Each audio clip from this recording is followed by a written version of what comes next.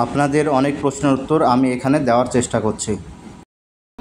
আচ্ছা, আপনাদের অনেক প্রশ্নের উত্তর দেওয়ার চেষ্টা করছি। আপনারা অনেকেই SMS করেছেন, তো রিপ্লাই দেওয়া সম্ভব হয়নি। আমরা এমনিতেই রিভিউ নিয়ে একটি মানসিক চাপে আছি, তবুও চেষ্টা করি আপনাদের প্রশ্নের উত্তরগুলো একটু দেওয়ার। আপনারা অনেকে প্রশ্ন করছেন, তার মধ্যে কমন কিছু প্রশ্ন আছে, কমন প্রশ্নগুলো উত্তর দেওয়ার আমি চেষ্টা করছি। যেমন একটা প্রশ্ন হচ্ছে যে ফটো সিগনেচার আপলোড ভুল আছে কি না আমি বুঝবো কী করে। দেখুন, এর আগে যাদের ফটো আপলোড ভুল ছিল তাদেরকে প্রত্যেকে SMS করে জানানো হয়েছে। SMS মাধ্যমে বলা হয়েছে আপনার ফটো আপলোড ভুল আছে, আপনি আপলোড করুন।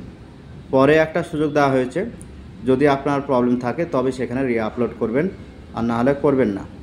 তাছাড়া এমনি ফটো আপলোড ঠিক হলো না ভুল হলো এমনি জানার কোনো উপায় নেই। আপনাকে যদি SMS দেয় তবে বুঝতে হবে যে আপনার ফটোটা ভুল আছে। আবার অনেকে প্রশ্ন করছেন, যদি চশমা চোখে দিয়ে ছবি তোলা যায়, চশমা চোখে দিয়ে ফটো আপলোড করা যায়, তাহলে সেক্ষেত্রে প্রবলেম হবে কি না। আমি বলি এখানে কোনো প্রবলেম হওয়ার কথা নয়। অ্যাকচুয়ালি চশমা চোখে না দিলে আপনার কী হয়, ফেসটা একটু পরিষ্কার ক্লিয়ার বোঝা যায়, সেজন্য অনেকে চশমা চোখে দিতে নিষেধ করে। কিন্তু চশমা দিয়ে ফটো তুললে এখানে কোনো সমস্যা হওয়ার কথা নয়। আর একটা প্রশ্ন করেছেন যে এটা খুবই ইম্পর্টেন্ট কোশ্চেন, যেহেতু তিনজন এই কোশ্চেনটা করেছেন দেখলাম, যে সাবকাস্ট যদি ড্রপ বক্সে না থাকে তাহলে সেখানে কি করবেন। এটা খুব ক্রিটিক্যাল কোশ্চেন। ড্রপ বক্সে যদি আপনার সাবকাস্ট না থাকে, আপনি বলতে চাইছেন যে আপনার সার্টিফিকেটে যে সাবকাস্ট আছে সেই সাবকাস্ট ড্রপ বক্সে নেই।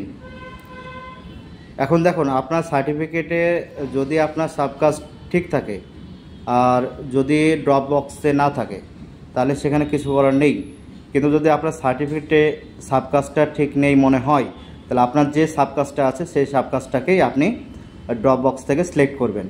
পরবর্তীকালে আপনি সার্টিফিকেটটাকে পরিবর্তন করবেন। আর একজন কোশ্চেন করেছেন যে ফটো ওনার ফর্মে দেখা আছে, প্রোফাইলে দেখা আছে, অন্যের ফটো আপলোড হয়ে আছে, সেখানে আপনি কি করবেন। এটা কঠিন কোশ্চেন।